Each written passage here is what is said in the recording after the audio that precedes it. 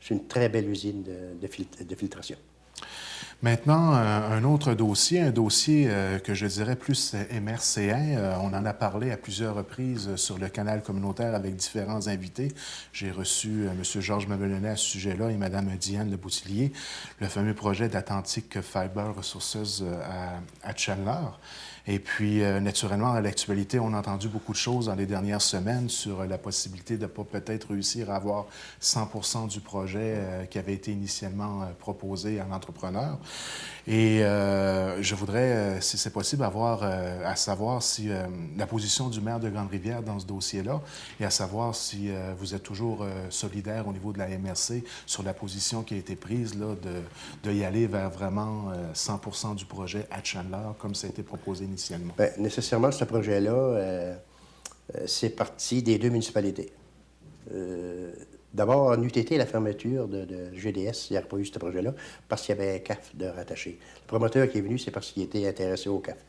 Et puis, moi, lorsque le conseil a pris la décision d'appuyer Chandler dans ce projet-là, je savais pertinemment que le projet avait plus de sens de réussite dans le parc industriel que l'ancien terrain de GDS par un achat tout de suite.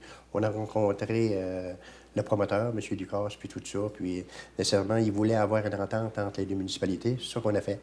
Et puis, le projet d'une usine, une scierie et d'une usine de granules, la position de la Ville de Grande-Rivière, puis la maire de Grande-Rivière, on veut que ça se fasse dans son intégralité.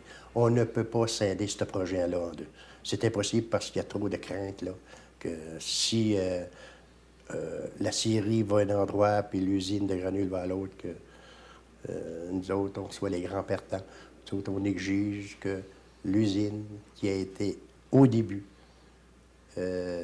bâtie puis fait pour Chandler reste dans le parc industriel de Chandler. C'est la position, ça, sine qua non, de la municipalité de Grande-Rivière. On ne dérogera pas à notre règle de conduite depuis le début. Puis il y a plusieurs emplois en jeu dans ce projet-là, puis il y a plusieurs emplois aussi pour Donc, des gens de Grande-Rivière directement. Hein. Oui, les gens de Grande-Rivière, il y avait 30 emplois à l'usine. Puis nous autres, lorsqu'on a rencontré M. Ducasse, puis il nous a dit, là, essayez de vous entendre, parce que, comme je vous dis, l'usine appartenait à Grande-Rivière.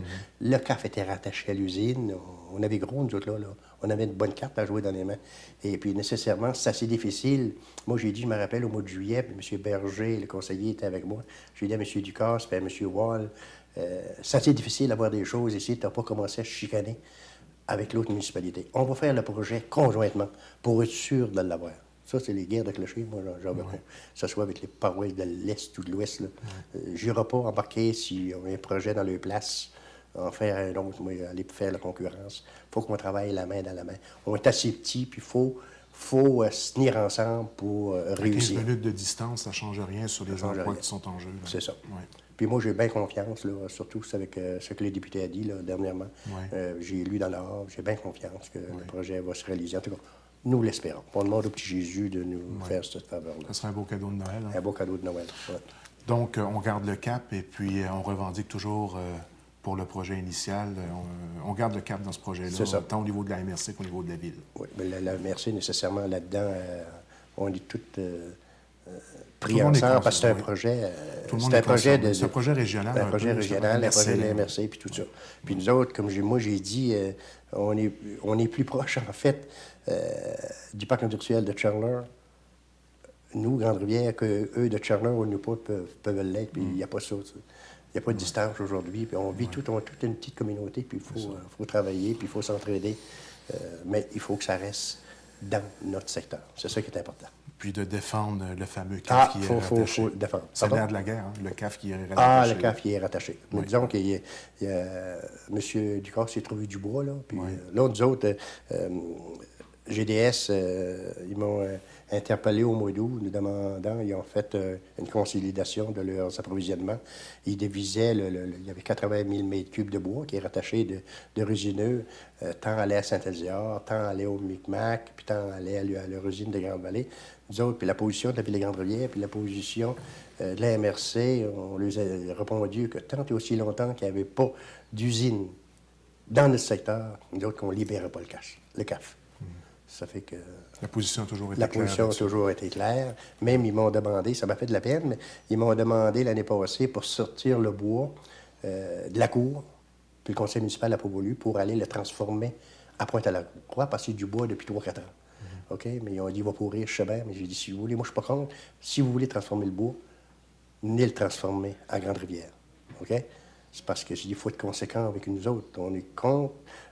Vous donnez le CAF, vous libérez le CAF tant aussi longtemps qu'on n'a pas d'usine. Là. On ne peut pas laisser. On agit en genre d'affaires aussi là-dedans. Il faut agir des fois. Il faut se mettre le chapeau. Disons que ça ne fait pas plaisir avec le bois, mais il faut des fois. Garder nos Je positions. ne suis pas pour le chantage. Il faut des fois garder nos positions pour arriver à nos fins. Il faut être ferme. Il faut être ferme là-dessus. Il faut être ferme là-dessus. Maintenant, un autre dossier d'actualité qu'on a entendu parler beaucoup à la dernière assemblée de la MRC, qui a eu une période de questions beaucoup plus longue qu'à l'habitude, je dois le dire, mais il y a un dossier qui a vraiment ressorti, et surtout que j'ai rencontré justement en entrevue la semaine dernière la préfète de la MRC sur les rumeurs là, qui courent sur la possible fermeture de l'aéroport de Grande-Rivière. Donc, j'imagine qu'au niveau de la ville de Grande-Rivière, et vous, en tant que maire, quelle est votre position là, face à cette éventualité-là? Éventualité qu'on analyse suite au coût qui serait impossible à gérer là, au niveau de la MRC. Moi, ma MRC, position est nette, claire et précise. Je ne voterai jamais pour la fermeture de l'aéroport.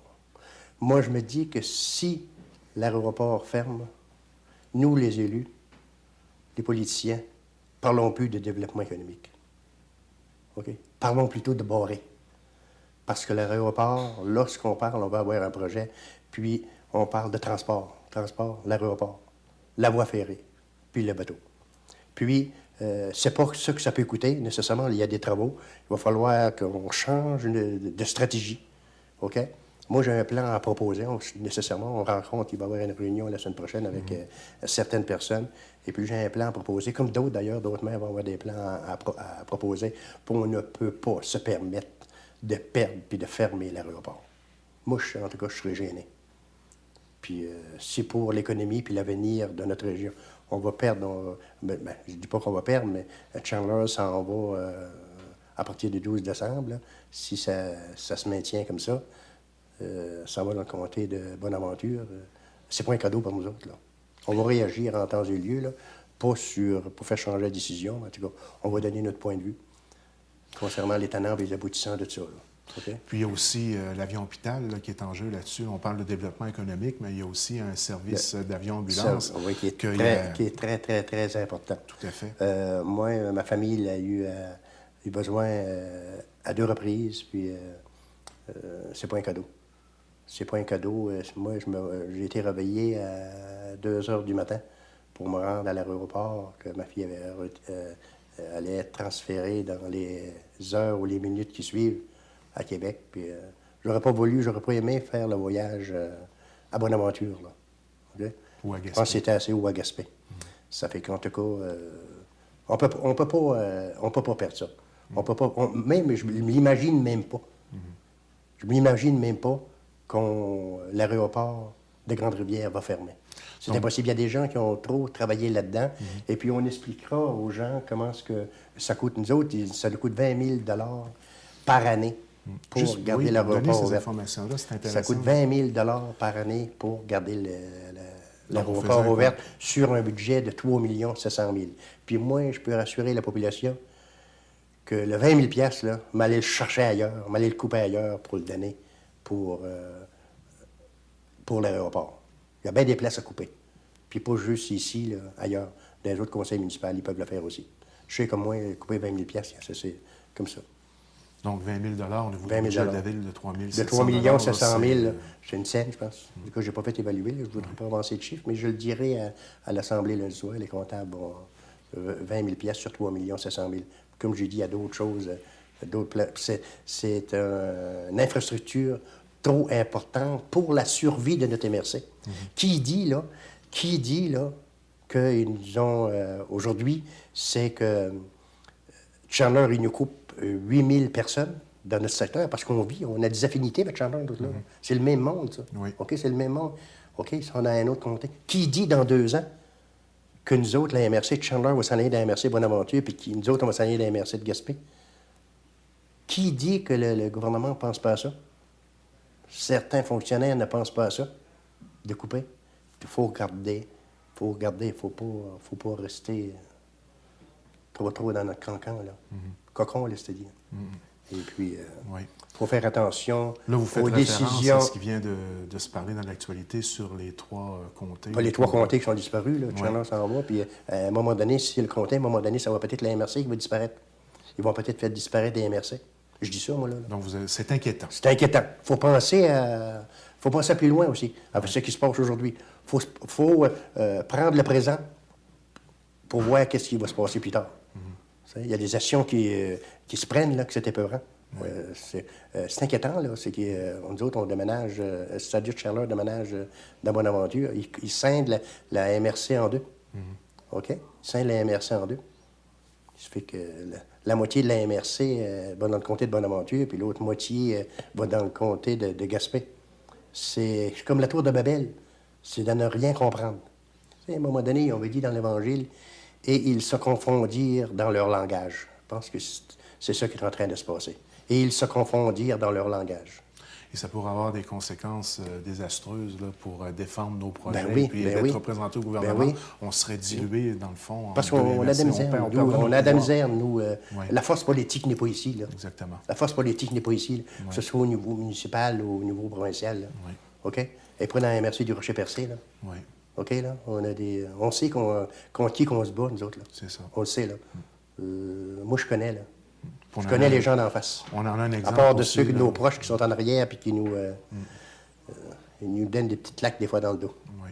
Puis on en a eu un bel exemple avec le projet de Chandler au niveau d'Atlantic Fiber. C'est ça. Que souvent, si on ne se bat pas pour garder ce qu'on a, ça ne prend pas de temps que ça part pour l'extérieur. Puis qu'encore une fois, on met un clou dans notre cercueil. Hein. La MRC, on est la plus pauvre, mais notre but, c'est pas de le rester éternellement comme ça. Il faut être solidaire, tout le monde. Solidaire. On est à peu près 16 000 personnes dans la MRC. Oui. Il faut être solidaire. Très important. De Port-Daniel Oui. à Fort-Prével. Puis vous aviez très... Puis moi, j'ai dit ça, faisais des farces avec des gens. Oui. Si on ferme l'aéroport, là, on va chercher une clôture frost, puis on va bloquer à Chigawick, puis on va fermer à Fort-Prével, tant qu'à faire. Parce que c'est un outil de développement. On a un bon outil entre les mains. Parce qu'en fait, il y a la réparation de la piste. Là. Si le gouvernement, les paliers du gouvernement nous octroient 3 millions. Ils ont fait l'évaluation, ça prendrait 3 millions pour mettre la piste à niveau. On serait bon pour 25 ans. Oui. Puis vous êtes dans le monde municipal depuis plusieurs années. Vous savez le potentiel aussi de l'aéroport. L'aéroport. C'est à l'infini. À l'infini. C'est ça. À l'infini. On peut la développer à l'infini. C'est important là, de le souligner. Il n'y a pas juste ces avions-là qui peuvent atterrir. Il y a des ça. plus gros calibres qui peuvent atterrir aussi. Oui. Et puis, ça représenterait des investissements incroyables là, pour Bonaventure. Puis à Gaspé, juste d'essayer de faire disparaître la montagne, parce qu'être entre deux montagnes, c'est plusieurs millions de dollars aussi pour faire des ajustements. Ici, quand les pilotes atterrissent à l'aéroport, ils trouvent le secteur merveilleux, puis très sécuritaire, quelles que soient les conditions météo. En tout cas, moi, je suis là pour me défendre nécessairement bec et ongle. Donc, c'est pas un problème de potentiel. Puis, avec tout ce qu'on a investi dans le passé pour réussir à l'avoir, cet aéroport-là, je crois que 3 millions de dollars pour le gouvernement, soit du Québec ou s'il pouvait se séparer dans le meilleur des mondes, ce 3 millions de dollars, c'est pas de l'argent, ça, non? C'est peut-être bien ce qui est arrivé, ce débat-là, que ça a été lancé dans le public. Et puis là, toutes les forces vives du milieu, moi aussi, j'ai toujours dit, OK? Réunissons-le, les gens d'affaires, les gens qui travaillent à l'hôpital, les autres, les médecins qui travaillent à l'hôpital. Et puis, ils sont une force aussi, ces gens-là. Là. Tout à fait. C'est une force. Oui. Puis, du plus petit au plus grand. Mettons-nous tous ensemble, je suis pas mal certain que on va peut-être, je dis pas qu'on va peut-être, on va réussir. On va réussir parce que 3 millions, là, c'est pas... tu sais, si on met ça sur 25 ans, une piste, je sais pas est bonne pour combien d'années. C'est lorsqu'on fait la réflexion de la piste. En tout cas, mettons-nous tous ensemble, puis travaillons dans le même but commun. Et puis, moi, je suis pas mal certain qu'on va réussir parce qu'on peut pas... je pense pas qu'on peut perdre ça. On peut pas... d'accord, on peut pas permettre de perdre cette infrastructure si importante pour notre développement économique. Bien, M. Stevens, c'est ce qui va conclure l'entrevue pour cette semaine. Je vous remercie infiniment d'avoir accepté notre invitation à l'émission Reflet d'ici.